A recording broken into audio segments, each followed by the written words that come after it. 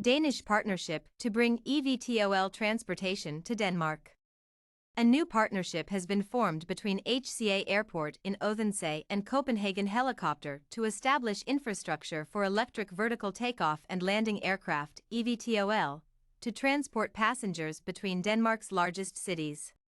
The goal of the partnership is to provide Denmark with a eVTOL prototype by this summer, and afterwards develop one or more vertiports in Odense. I foresee that in a few years' time you can take the light rail to Odense station and from there take a flying taxi to Copenhagen or other Danish cities. Now is the time to start building a brand new infrastructure based initially on manned flying taxis that fly on green power and contribute to the government's goal of achieving 100% green domestic transport by 2030, said HCA Airport Chairman Kim Kenlev. I see nothing stopping us from flying to cities like Gothenburg, Hamburg, or Berlin in the future. Advanced air mobility is high on the agenda everywhere, and these cities are within reach of these flying taxis. The partnership aims to bring foreign AAM operators to HCA Airport, either through testing and demonstration activities or longer-term service and maintenance. HCA Airport is already home to the UAS Denmark Test Center, an internationally recognized drone test site.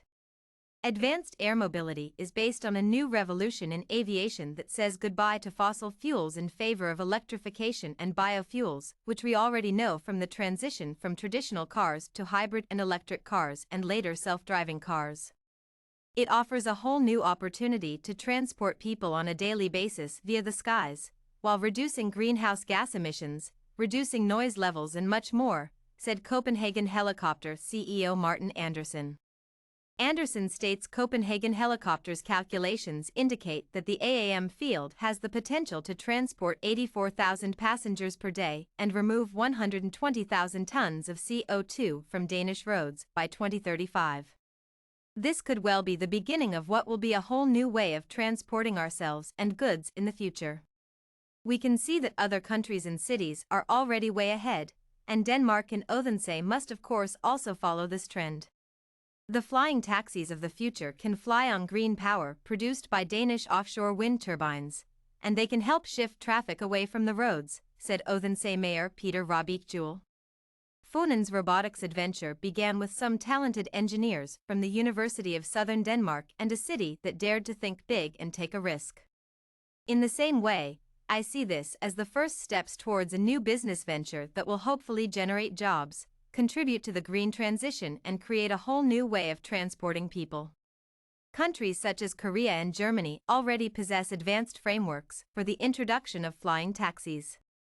Seoul has plans for regular drone flights across the city as soon as 2025, while in Germany an Airbus-led partnership including Deutsche Bahn, Munich Airport and Telekom is pursuing the implementation of flying taxis between German cities.